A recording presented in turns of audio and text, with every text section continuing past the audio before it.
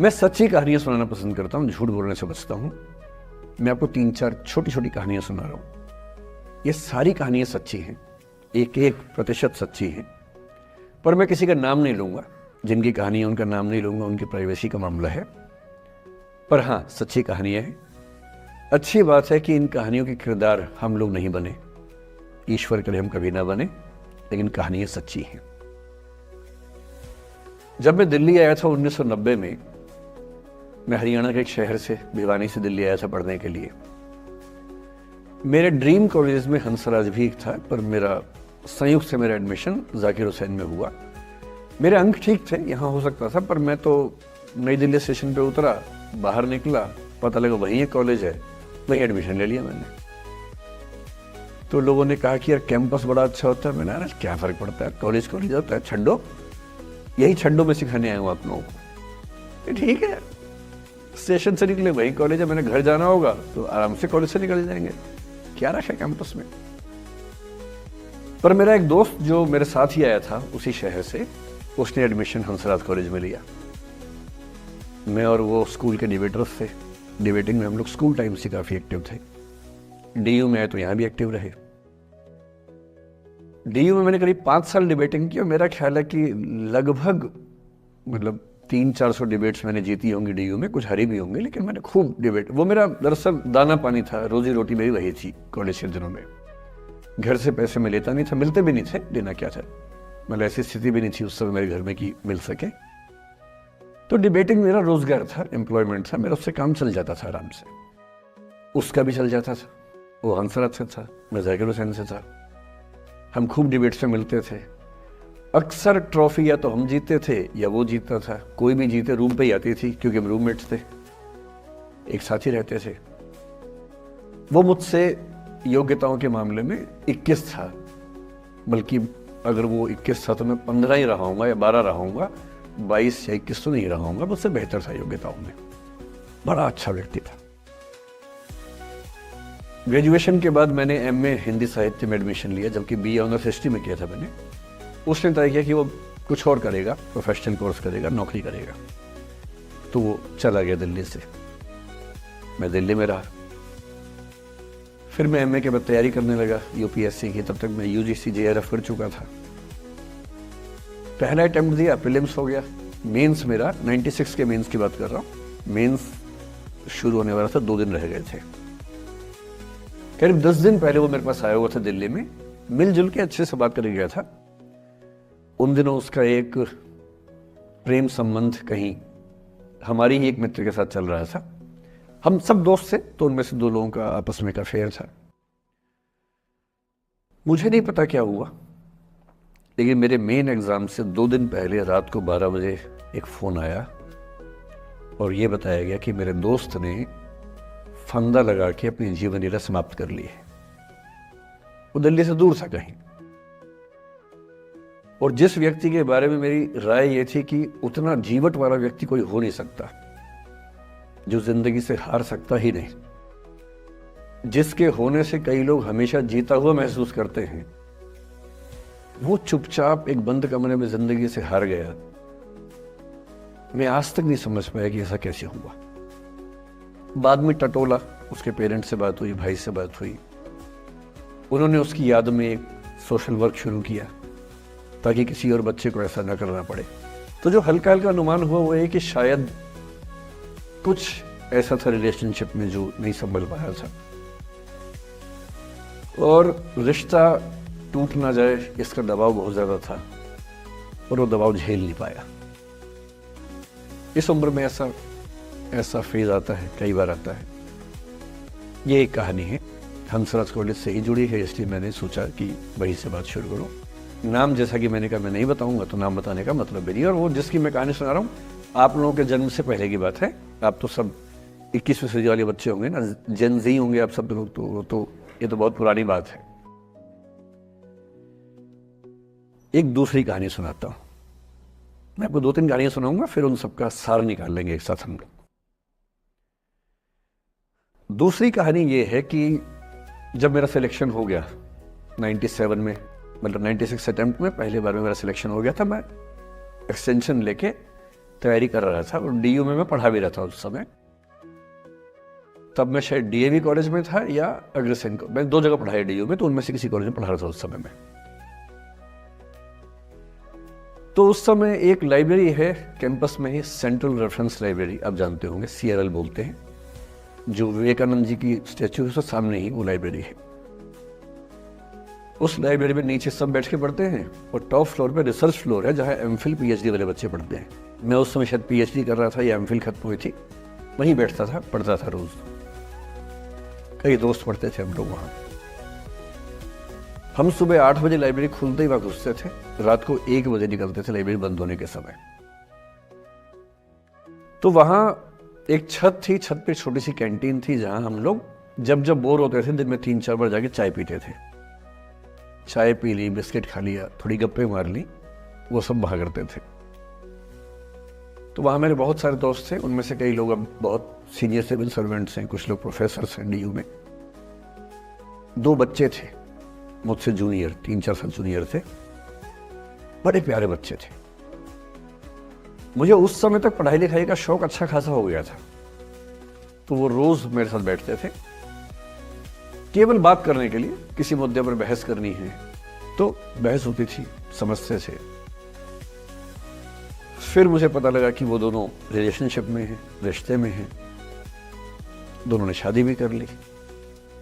उनकी योजना डीयू में पढ़ाने की थी या सिविल सर्विस की भी थी, शायद पता नहीं। मेरा इंटरेक्शन बहुत ज़्यादा उसके बाद रहा नहीं उनसे, क्योंकि मैं सर्विस में चला गया था। इतने जिज्ञासु बच्चे थे दोनों, इतने जिज्ञासु कि उनसे मिलकर तबीयत खुश हो जाती थी कि हर चीज जानने का मन करता था उनका, हर विषय पढ़ने का मन करता था। एकदम जीवन से भरे हुए बच्चे, आंखों में चमक ऐसे। फिर दोनों की शादी हुई तो मैं शादी में जा नहीं पाया, क्योंकि मेरा रिश्ता सिर्फ लाइब्रेरी में 1 घंटा गप मारने वाला था, उससे ज्यादा था नहीं रिश्ता उनके साथ। फिर सुनता रहता था कि मैं सब बढ़िया चल रहे, पढ़ाई कर रहे हैं, तैयारी कर रहे हैं। इंटरकास्ट मैरिज की उन लोगों ने, खूब हंगामा हुआ, दोनों घर में तलवारें खिंच गई, किसी तरह से तलवारें संभाली गई, मैनेज हुआ, दोनों साथ रहने लगे। और फिर 3-4 साल के बाद एक दिन मैंने खबर सुनी कि उस बच्ची ने फंदा लगा के जीवन लीला समाप्त कर ली। ये बात भी दिल्ली विश्वविद्यालय की, ये उस दौर के सब लोग इस कहानी को जानते हैं। मेरे ख्याल से दोनों कहानी आपकी प्रिंसिपल मैडम जानती होंगी, नहीं ध्यान कर पा रही तो मैं उनको जैसे नाम बोलूंगा अकेले में वो तुरंत समझ जाएंगे मैं किसकी बात कर रहा हूं। वे आज तक नहीं समझ पाए कि ऐसा क्या हुआ होगा। तो बाद में अनुमान जो हुआ वो ये, इंटरकास्ट मैरिज, परिवार का दबाव, समाज का दबाव, आपस के दबाव, टॉक्सिक रिलेशनशिप, अंत में उस दबाव को न झेल पाना और जीवन समाप्त कर देना, ये हुआ। ये 2 घटनाएं हैं। एक तीसरी घटना ये है कि दिल्ली में आज से 25 साल पहले घटना घटी। आप लोग तो बस पैदा हुए होंगे, घुटनों में चल रहे होंगे, या उससे 5-7 साल पहले की बात रही होगी। ये घटना दिल्ली के सब सीनियर लोग जानते हैं, जिनकी उम्र 35-40 साल है वो सब जानते हैं इस घटना को। मोबाइल फोन में वीडियो नया नया आया था उस समय। अब तो आपके हर फोन में वीडियो है, अब तो सामने भी है, ताकि आप वैसा वाला मुंह बना के सेल्फी खिंचवा सके। पाउट बोलते हैं ना, मैं उसको देसी भाषा में सूअर जैसा मुंह बोलता हूँ, और वैसा ही बनता भी है, क्यूट सा सूअर जैसा मुंह बना के लोग सेल्फी खिंचवाते हैं, उसको बोलते हैं पाउट। तब तो कैमरा फोन में पहली बार आया था, तब लोग अभ्यस्त नहीं थे। अब जैसे आप लोग कितने अभ्यस्त होंगे, हम भी होने लग गए। अब हम किसी से बात करते हैं तो हम ये एज्यूम करके चलते हैं कि उसने फोन में कुछ ना कुछ ऑन कर रखा होगा, या तो आवाज रिकॉर्ड करेगा या वीडियो बनाएगा। तुम कितने केयरफुल होकर बोलते हैं, कितने कॉन्शियस रहते हैं। और सर्विलांस सोसाइटी की सबसे बुरी बात यह है कि हम हमेशा चौकन्ने रहते हैं, हम सहज हो ही नहीं पाते। सहज रूप से 2 लोग बात कर लें, हो ही नहीं पाता। तो मैं तो अपने ऑफिस में कई बार ऐसा करता हूं, जब हम 3-4 लोग बैठते हैं इनफॉर्मल बातचीत के लिए, हम सब अपना अपना फोन कमरे के बाहर छोड़ के आ जाते हैं, फिर 2 घंटे बात करते हैं, इस भय से मुक्त होके कि कहीं कोई रिकॉर्ड तो नहीं कर रहा। ये हालत है आज की। उस जमाने में तो फोन थे। मोबाइल फोन आया था भारत में लगभग 1995 के आसपास पहली बार। बड़ा महंगा था, 16 रुपए प्रति मिनट इनकमिंग, 16 रुपए प्रति मिनट आउटगोइंग, ये रेट से उस समय। और फोन वो थे जिनसे आप कील भी ठोक सकते हैं, वैसे वाले फोन थे, बटन वाले फोन थे। नोकिया एक कंपनी थी, उसके फोन हुआ करते थे। उसके 4-5 साल के बाद क्या हुआ, पहली बार किसी कंपनी ने फोन में कैमरा लगा दिया। ये बात उस समय के लोग नहीं समझते थे। जब भी नई तकनीक आती है उसको समझने में टाइम लगता है। जो पहले समझते हैं फायदा उठा लेते हैं, जो थोड़ा लेट समझते हैं वो उसका नुकसान उठाते हैं। उस समय दिल्ली के एक प्रसिद्ध स्कूल में 11वीं-12वीं क्लास के 2 बच्चों में आपस में कोई रिलेशनशिप रही होगी। वो दोनों किसी ऐसी सिचुएशन में थे जो सिचुएशन बहुत ही प्राइवेट किस्म की थी, बहुत निजी किस्म की थी, जिसको पब्लिक नहीं कर सकते। कुछ फिजिकल रिलेशनशिप जैसा मामला था। उस दुष्ट लड़के ने लड़कों के इतिहास को कलंकित, लड़कों का इतिहास वैसे भी कलंकित ज्यादा है, उसे और कलंकित करते हुए उस पूरे सिचुएशन का वीडियो बना लिया। ऐसे मामलों में दुर्भाग्य है, मैं लड़का हूं इसलिए लड़के पवित्र थोड़ा ना हो जाएंगे। लड़का है, इतिहास कलंकित तो है, उसका वीडियो बना लिया और दुष्टता का चरम स्तर निभाते हुए वो वीडियो अपने एक दोस्त को शेयर कर दिया।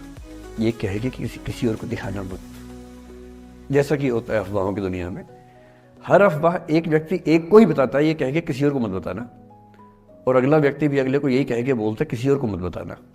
और इस तरह से पूरे शहर को खबर होती है और सबको लगता है कि सिर्फ मुझे पता है। वो वीडियो फैल गया। नए नए फोन आए थे, पर वो फोन कम लोगों के पास थे, कैमरे वाले फोन। तो फोन से कितना फैलता, ज्यादा नहीं फैला। लेकिन उस समय दिल्ली की एक कुख्यात मार्केट हुआ करती थी, पालिका बाजार, अभी भी है, पर तब वो कुछ और कामों के लिए कुख्यात हुआ करती थी। अब तो कपड़े मिलते हैं, तब कपड़ों के साथ कई चीजें और मिलती थी वहां। जैसे गंदी फिल्मों की सीडी चाहिए हो तो वहां मिलती थी, ग्रे मार्केट में, चोरी छिपे। इस वीडियो को सीडी में कन्वर्ट करके लोगों ने वहां से खरीदा, लाखों करोड़ों की संख्या में। नए नए टेलीविजन चैनल प्राइवेट आए थे, और प्राइवेट टीवी चैनल को खबरों की भूख इतनी होती है कि वो खबर के लिए जान दे सकता है और जान ले भी सकता है किसी की। 24 घंटे इस खबर पे, इस चीज पर खबरें चल रही थी सारे चैनल्स में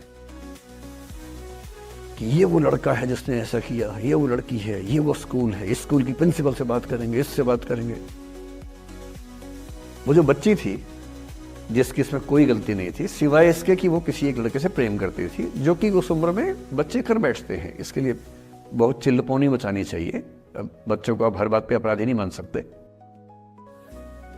उस बच्चे की गलती सिर्फ इतनी थी कि उसने अपने दोस्त पे भरोसा किया, जो भरोसे के लायक था नहीं। वो नीच किस्म का व्यक्ति था जिसने उस संबंध की गरिमा को समझा नहीं। उस बच्ची के घर के बाहर 24 घंटे न्यूज चैनल से कैमरे खड़े रहे। घर से कोई भी निकले 50 कैमरे पीछे। आप बताइए आपकी बेटी कैसी है, आप बताइए आपकी बहन कैसी है। अंत में उस पिता ने अपनी बच्ची को इस देश से बाहर भेज दिया। उसके कुछ दिन बाद की जो खबर टीवी चैनल से नहीं दिखाई, उसके पिता ने आत्महत्या कर ली। ये तीसरा इंसिडेंस है। ये सारी खबरें सच्ची बता रहा हूं मैं, इनमें से एक भी झूठ नहीं है। झूठी कहानियों से मोटिवेशन दिया जा सकता है, मैं जानता हूं, पर जब सच्ची कहानियां हैं तो मैं झूठ क्यों बोलूं? सारी सच्ची कहानियां बता रहा हूं मैं आपको। एक चौथी कहानी जो आप में से कई लोगों की होगी। मेरा एक स्टूडेंट है, सिविल सर्वेंट है, सीनियर लेवल पे है, करीब 40 साल का है। उसने आज तक शादी नहीं की। क्या उसकी शादी करने की इच्छा नहीं थी? पूरी इच्छा थी। फिर क्यों शादी नहीं की? भाई कुछ लोग तो होते हैं कि शादी करनी ही नहीं, कोई मिशन है। योगी जी है, मोदी जी है, ठीक है, उनका तो मिशन है। ममता जी है, उनका मिशन है। पर जिसका जीवन में ऐसा कोई मिशन नहीं है और जिसको प्रेम करने का मन भी करता हो, वो तो शादी करता है आमतौर पे। उसने शादी क्यों नहीं की जानते हैं? जब वो 25-26 की उम्र में था, जब वो मेरा विद्यार्थी भी था, एक दिन मेरे पास आके बोला कि सर एक बात करना चाहता हूँ। मुझसे मेरे स्टूडेंट्स ऐसी बातें खूब करते हैं पर्सनली आके, अब तो मैं टाइम कम दे पाता हूँ, पहले तो ये सब होता रहता था क्लास के अलावा। एकदम रोता हुआ आया, आंखों में आंसू भरे हुए बहुत सारे। अरे क्या हो गया भाई? तो फिर उसने किसी का नाम बताया कि सर वो ही मेरी स्टूडेंट थी कि सर उसके साथ रिलेशनशिप थी, उसने धोखा दिया है मुझे। अच्छा, धोखा देने वाली कहानियां मुझे बहुत अपील नहीं करती। मेरा मानना है कि दोनों पक्षों की गलतियां होती हैं। आप केवल अपने पर्सपेक्टिव से सोच सोच के धोखा करते रहते हैं, ऐसा थोड़ा ना होता है भाई। कुछ तो मजबूरियां रही होंगी, कोई यूं ही बेवफा नहीं होता, कुछ तो वजह होगी ना। आप थोड़ा उसकी वजह, उसका भी तो, उसकी कहानी भी तो सुनिए। और मैं जब जब दोनों कहानियां सुनता हूं मुझे लगता है कि मामला ग्रे है। आप किसी एक पे उंगली उठा ही नहीं सकते किसने ऐसा किया। दोनों की गलतियां होती हैं, ऐसा थोड़ा ना कि एक की होती है। बहरहाल इन भाई साहब को ऐसा लगा कि धोखा हो गया उनके साथ, तो मैंने कहा चलो कोई बात नहीं यार, हो गया तो हो गया, तू नहीं कोई और सही, ऐसा क्या है। इतनी बड़ी दुनिया है, 8 अरब की आबादी अब है, उस समय भी 6-7 अरब तो थी। मैंने कहा 3.5 अरब 350 करोड़ में कोई तो होगी तुम्हारे लिए, ऐसा क्या है, कोई और देखेंगे। पर वो थोड़ा ज्यादा सेंटिमेंटल था उस समय। धीरे धीरे पता नहीं उसके मन में क्या बैठ गया, उसके मन में ये बैठा कि दुनिया की सारी लड़कियां धोखेबाज होती हैं। ऐसे मूर्खों की कमी नहीं है दुनिया में, ऐसे बहुत मूर्ख हैं। दर्शन की दुनिया में इसे अवैध सामान्यीकरण कहते हैं, इलिसिट जनरलाइजेशन। इसका मतलब बहुत छोटे सैंपल के बेस पे ये समझ लेना कि ये थियरी पूरे ब्रह्मांड पे लागू होती है। एक लड़की ने धोखा दिया, मान लीजिए धोखा दिया, धोखा इसने दिया कि उसने दिया कि किसी ने दिया, जो भी कहानी हो, एक सैंपल से ये मान लेना कि सब ऐसे होते हैं।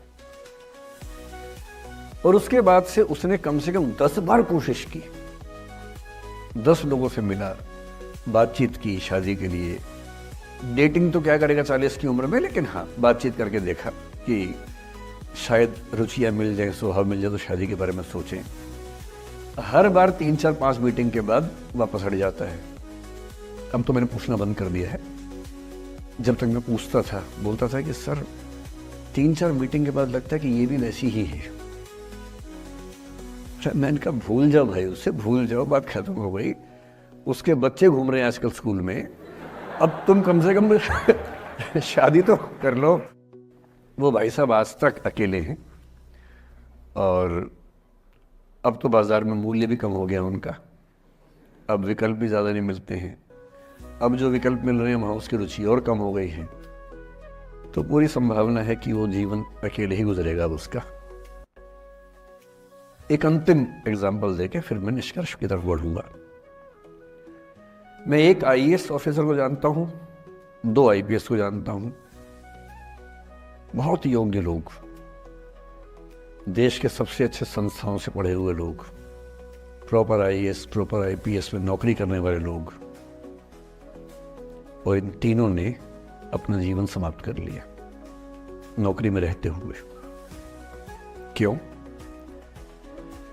क्योंकि नौकरी और घरेलू जो दुविधाएं थी उनको झेल नहीं पा रहे थे, ना झेल पा रहे थे, ना भूल पा रहे थे, लेट गो नहीं कर पाए तो गिव अप कर दिया।